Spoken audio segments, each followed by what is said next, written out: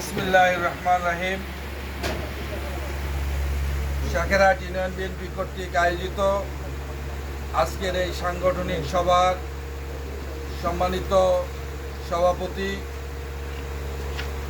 সম্মানিত সহযোদ্ধা সাধারণ সম্পাদক জনাব খোকন মল্লিক, সম্মানিত রাজপথের সকল পর্যায়ের সহযোদ্ধা নেতৃবৃন্দ, আসসালামু আলাইকুম। সম্মানিত নেতৃবৃন্দ, বিশেষ করে আপনাদের বক্তব্য ধৈর্য সহকারে শুনেছি, মনোযোগ সহকারে শুনেছি। আর সর্বশেষে আমার সহযোদ্ধা সদর উপজেলা বিএনপির সাধারণ সম্পাদক মূল কথা আপনাদের সামনে উপস্থাপন করেছেন। তারপরেও আপনাদেরকে আশ্বস্ত করার জন্য আপনাদের সহযোদ্ধা হিসাবে কিছু বক্তব্য উপস্থাপন করা প্রয়োজন আমি মনে করছি। সম্মানিত নেতৃবৃন্দ, আপনারা জানেন আমরা যারা সদর উপজেলা বিএনপির নেতৃবৃন্দ আছি, আমরা হলাম আপনাদের সহযোদ্ধা। এই শাকেরহাট ইউনিয়নে যতবার এসেছি আপনাদের সাথে নিয়েই কিন্তু বসেছি এবং আন্দোলন সংগ্রামে আপনারা আমাদের সহযোগিতা করেছেন বিদায়ী আজকে কিন্তু জুলাই আগস্টের বিপ্লবের যে পরিণতি সেটার সুফল ভোগ করতে পারছি।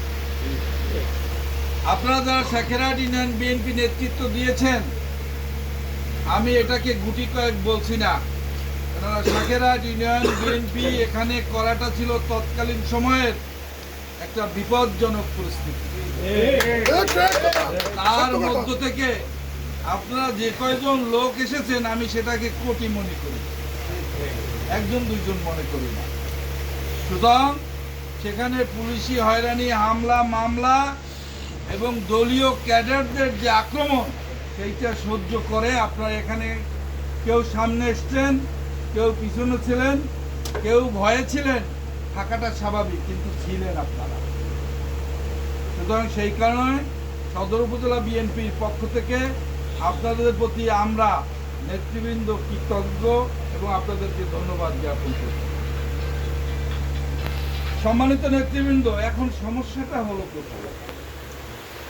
সমস্যাটা হলো আপনারা অনেকেই বলছেন আপনাদের কথা মতো 5ই আগস্টের একটি অবস্থা, 5ই আগস্টের পরে একটি অবস্থা। 5ই আগস্টে আপনার কারা কারা সহযোদ্ধা ছিলেন, আর 5ই আগস্টের পরে এই সহযোদ্ধাদের সাথে আবার কারা যোগ হলো, এইটা না প্রশ্ন।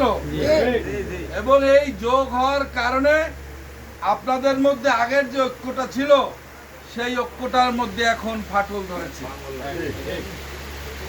এই ফাটল কেন ধরেছে? আমার সহযোদ্ধা নেতৃবৃন্দ বলেছেন যে আপনাদের মধ্যে আতাতকারী, ষড়যন্ত্রকারী, আওয়ামীর দোসর প্রবেশ করেছে, যার কারণে আপনাদের মধ্যে ফাটল।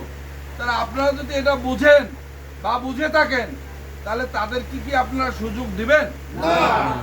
এক বাক্যে মনে করেন যে সুযোগ দিবেন?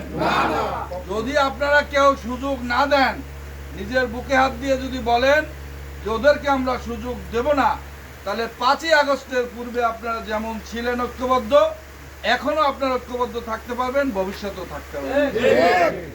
তাহলে আজকে আপনারা হলফ করে বলেন যে আমরা 5ই আগস্টের মধ্যে এই দোসর ছাড়া যেভাবে ঐক্যবদ্ধ ছিলাম আমরা সেইভাবে ঐক্যবদ্ধ আছি এবং থাকছি। হাত জায়গায় বলেন, থাকবেন? হাত নামান। আপনাদের কাছে আমরা ওয়াদা করছি, আপনাদের ওয়াদা করার প্রয়োজন নাই। আপনারা যারা এই দলের দুর্দিনে ছিলেন, আমরা যতক্ষণ পর্যন্ত এই নেতৃত্বে আছি ততক্ষণ পর্যন্ত আপনারা আমাদের সহযোদ্ধা হিসেবেই থাকবেন। এর বাইরে কেউ আমাদের সাথে এই ষড়যন্ত্র করে আপনার এবং আমাদের মধ্যে কোনো দেয়াল সৃষ্টি করতে পারবে না, কোনো বিভেদ সৃষ্টি করতে পারবে না। সম্মানিত নেতৃবৃন্দ, আরেকটি কথা বলি, আপনারা কয়েকটা মানববন্ধন করেছেন, বেশ ভালো কথা। মানববন্ধন একটি গণতান্ত্রিক প্রক্রিয়া, কিন্তু এই মানববন্ধনের মধ্যে আমরা যে ভিডিও ফুটেজটা দেখলাম তার মধ্যে অনেক আওয়ামী দোসরদেরকে আপনাদের এই ফুটেজের মধ্যে আমরা দেখেছি, যারা আপনাদের সামনে বিএনপিকে কটূক্তি করে তাদের সাথে নিয়ে আপনার ই করবেন না, মানববন্ধন করবেন না, তাদের সাথে নিয়ে করবেন না, তাদেরকে এটা প্রতিবাদ হবে না? যদি আপনারা প্রতিবাদ না করেন তাহলে আপনার দলের সাথে বেইমানি করছেন। যারা আপনার সভাপতি হন, আপনার সেক্রেটারি হন, আপনার যুব দল নেতা হন, ছাত্র দল নেতা হন, আমার দলের নির্দেশ মোতাবেক আমরাও কিন্তু তাদের বিরুদ্ধে ব্যবস্থা নিতে বাধ্য হব। আমরা কিন্তু এটা প্রশ্রয় দেব না। কেউ যদি মনে করেন আমি ডাইনের লোক, কেউ যদি মনে করেন বামের লোক, আমি এজাজ, আমি খোকন মল্লিক দলের লোক। ক্লিয়ার কথাটা? আমরা কিন্তু কোনো ব্যক্তির লোক না, আমার লোকও আমি কাউকে বানাতে চাই না, খোকন মল্লিকের লোক আমরা কাউকে বানাতে চাই না। কথা ক্লিয়ার, ক্রিস্টাল ক্লিয়ার। ক্লিয়ার? আরেকটি কথা বলি, সেটি হচ্ছে আপনাদের মধ্যে না পাওয়ার বেদনা, না পাওয়ার সুর এখনই বেজা শুরু করেছে। কেন? দল কি ক্ষমতা এসছে? না, দল তো এখনো ক্ষমতায় আসে নাই। আমি ব্যক্তি এজাজ বা খোকন মল্লিক 2 টন চাল দেওয়ার ক্ষমতা রাখি না, রাখি না, একটা কাজ দেওয়ার ক্ষমতা রাখি না, রাখি। তাহলে আপনাদের মধ্যে কেন এই সুরটা বাজবে? এই সুরটা তো বাজার কথা না। কে ঠিকাদারি করে, কে আওয়ামীদের কাম ক্রয় করে, কে করে না, আপনারা সেটা নিজের মন্তরে রাখেন। সময় আসবে আমার দলের লোকদের বিরুদ্ধে প্রতিবাদ করার সময় আসবে ইনশাআল্লাহ। কখন করব? এই দলকে ক্ষমতায় নিয়ে টেবিলে বসে করব, প্রয়োজনে নেতৃবৃন্দের সঙ্গে নিয়ে করব। এই সময়টা দেবেন না? তা দেবেন না? নিজেরা নিজেরা এখনই বিভেদ করব। এই লোকটা সম্ভ্রম করতে হবে, সামলাতে হবে। যে যেটা করবে তার প্রায়শ্চিত্ত তার করতে হবে। এটা ইতিহাস বলে না? তা বলে না? আজকে হাতকড়া অবস্থায় আপনাদের নেতা যায় না, মাথা নিচু করে যায় না, রেডিও টেলিভিশনে দেখেন না। 6 মাস আগে বা 1 বছর আগে কোনোদিন ভাবছেন এটা? ভাবছেন না? তাহলে আজকে আপনারা দেখেন না সেটা? প্রায়শ্চিত্ত কি করতেছে না করে না? আমি করলে বা আমার নেতায় করলেও কিন্তু ওরকমের হবে। আরেকটি সংক্ষেপে শেষ করতে চাই, আরেকটি কথা বলি, সেটি হচ্ছে এই যে আমরা সাংগঠনিক নিয়মে পথ চলে আসছি বিগত দিনে, ভবিষ্যতেও কিন্তু সাংগঠনিক নিয়মে চলব। আপনারা জানেন, যদি আপনি 20 বছরের হিসাব করেন অথবা 17 বছরের হিসাব করেন, আমরা যারা নেতৃত্বে এই সদর উপজেলায় ছিলাম, আপনাদের এখানে সংগঠন করতে কতবার এসেছি, আর বিগত দিনে যারা নেতৃত্ব ছিলেন তারা কতবার এসছে, নিজের বিবেকের কাছে প্রশ্ন করেন। আজকের সমস্যা দেখেছি, সাথে সাথে কিন্তু সাংগঠনিক মত বিনিময় সভা করতেছি। কেন? আমার সংগঠনের মধ্যে যেন কোনো সমস্যা তৈরি না হয়, সেটা না কারণ না বিভেদ বাজানোর জন্য করছি। আমরা কারো পক্ষে বলছি, তৌফিকের পক্ষে বলছি বা আরেকজনের পক্ষে বলছি, বলি নাই। আমরা বলবো কার পক্ষে? আমরা দলের পক্ষে কথা বলবো, তাই না? এটা কিন্তু আল্লাহকে হলফ করে বলতে পারি, এটা কিন্তু মনের কথা, এটা কিন্তু আপনাদেরকে খুশি করার জন্য কোনো কথা বলছি না। সুতরাং এখনো আমাদের সময় আছে নিজেদেরকে শুধরানোর। আজকে আমি ব্যক্তিগতভাবে সভাপতি হিসেবে আপনাদেরকে বলতে চাই, এই শেখেরহাট ইউনিয়নে যারা দলের নেতৃত্বের বাইরে গিয়ে কাজ করেন, অসাংগঠনিকভাবে কাজ করেন, তাদের দলের এই সময়ে এই একটি সন্ধিক্ষণে আপনারা দলের মধ্যে যেন বিভেদ সৃষ্টি করছেন, তার দায় আপনাদের নিতে হবে। এই দায় নিলেই হবে না, এই দায়ের জন্য যথা সময় আপনাদের বিরুদ্ধে সাংগঠনিক ব্যবস্থা গ্রহণ ক্লিয়ার। যথা সময়ে বলছি কি কথাটা বুঝতে পারছেন? যথা সময়ে তাদের বিরুদ্ধে সাংগঠনিক ব্যবস্থা। আপনার ইনডাইরেক্টলি বলছেন যে এক নেতার জেলার এক নেতার বদৌলতে 2-1 নেতা আপনাদের শেখেরহাট ইউনিয়নে আধিপত্য বিস্তার করতে চায়। আপনাদের কথার মধ্যে এসছে, কিন্তু আপনারা যাদেরকে মিন করতে চান, আমি যদি বুঝে থাকি, আমি সেই সমস্ত জেলার নেতাদের সাথে কথা বলেছি, সেই সুযোগ ভবিষ্যতে তারা কিন্তু পাবে না ইনশাআল্লাহ। সেই সুযোগ কিন্তু ভবিষ্যতে পাবে না। যারা বিপদের দলের বন্ধু তারাই প্রকৃত বন্ধু, যারা বিপদের দলের সেক্রেটারির বন্ধু তারাই ভবিষ্যতে নেতৃত্ব দেবে এই সেক্রেটারি। আরেকটি কথা বলি, সেটি হচ্ছে এই যে আমাদের এই দল এখন শুধু একটি রাজনৈতিক প্ল্যাটফর্ম না। এই দলের যারা এখন নতুন নতুন নেতৃত্বে আসছেন তাদের চিন্তার জগৎ অনেক বড় হয়ে গেছে। তাদের মধ্যে এখন রাজনৈতিক পাশাপাশি সামাজিক আন্দোলনেরও একটি চিন্তা ঢুকে গেছে। সেই সামাজিক আন্দোলনের দুইটি দিক, একটি হচ্ছে আমরা সন্ত্রাস চাঁদামুক্ত সমাজ ব্যবস্থা কায়েম করব, আরেকটি দিক হচ্ছে আমরা মাদক মুক্ত সমাজ ব্যবস্থা কায়েম করব। এই দুইটা বিষয় কিন্তু আমাদের রাজনীতির পাশাপাশি থাকতে হবে। আমরা এই দলের নেতৃত্বে যারা ওয়ার্ড পর্যায়ে আছি, আপনারা সকলেই নেতা, যুবদল, ছাত্রদল, স্বেচ্ছাসেবক দল, মূল দল সহ সকল অঙ্গ সংগঠন, তাদের দায়িত্ব দলের পক্ষে এই সামাজিক আন্দোলনে আপনারা বেগবান করবেন। এই সামাজিক আন্দোলনে আপনারা সম্পৃক্ত থাকবেন। কি কি আমি আবারও বলছি, একটি হচ্ছে চাঁদা মুক্ত সমাজ ব্যবস্থা কায়েম করা, সন্ত্রাস মুক্ত সমাজ ব্যবস্থা কায়েম করা, আর সর্বশেষে বলছি যে একটি মাদক মুক্ত সমাজ ব্যবস্থা কায়েম করা। আপনারা ইনশাআল্লাহ এই মাদকের ব্যাপারে যদি প্রশাসনিক কোনো সহযোগিতা প্রয়োজন হয়, আমাদের যতটুকু ক্ষমতা আছে আপনাদের পাশে ইনশাআল্লাহ প্রশাসনকে সাথে নিয়ে থাকবো। এই যে আপনাদের কাছে আমরা ওয়াদা করে গেলাম, আপনাদের ইউনিয়নে দু একটি জায়গার আমরা কিন্তু আলামত পাই। আমাদের দলের অনেক নেতৃত্ব পর্যায়ে এসব বিষয় নিয়ে আলাপ আলোচনা হয়।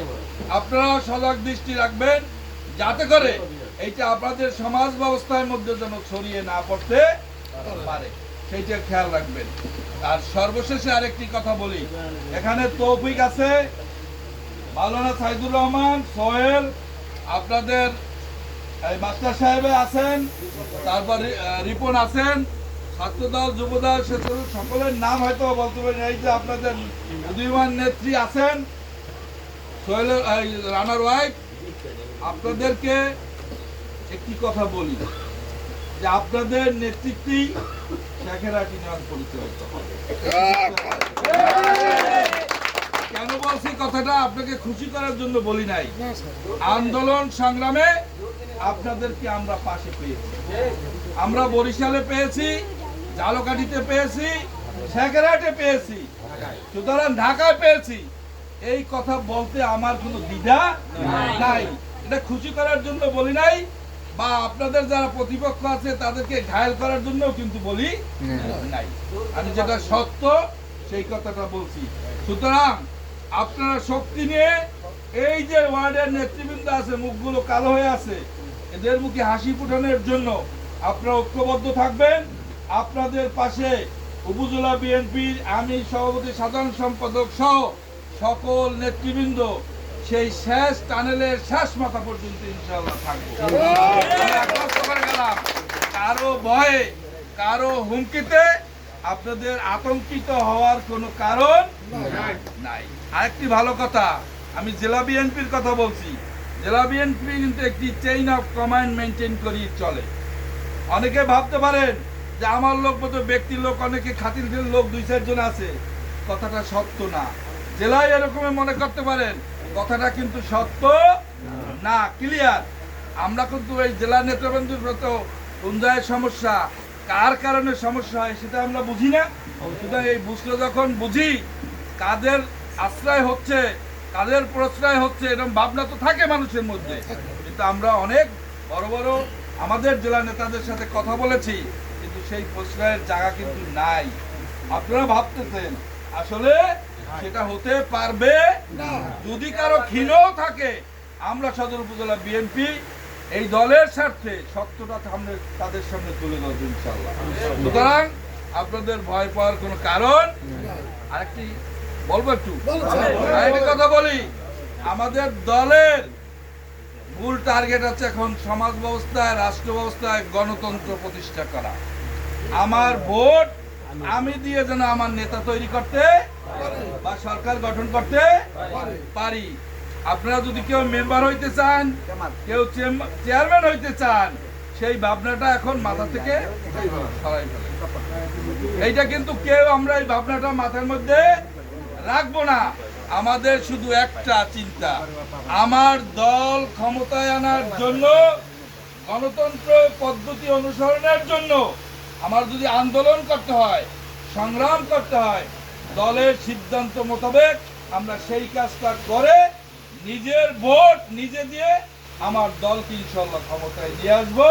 তারপর নিজেদের মধ্যে পারস্পরিক আলোচনার মধ্যে চাওয়া পাওয়া হিসাব নিকাশ ইনশাল্লাহ একত্রিত ভাবে করব।